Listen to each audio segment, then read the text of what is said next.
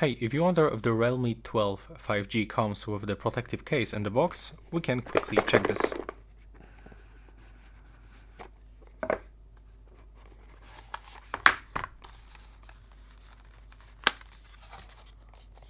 Yeah, as you can see right here, we can find this silicone case on the Realme 12 5G. We can try to put it on the smartphone.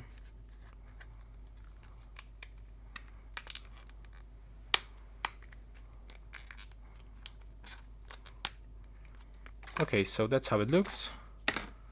We got actually quick access to the power button. It's also probably the fingerprint sensor.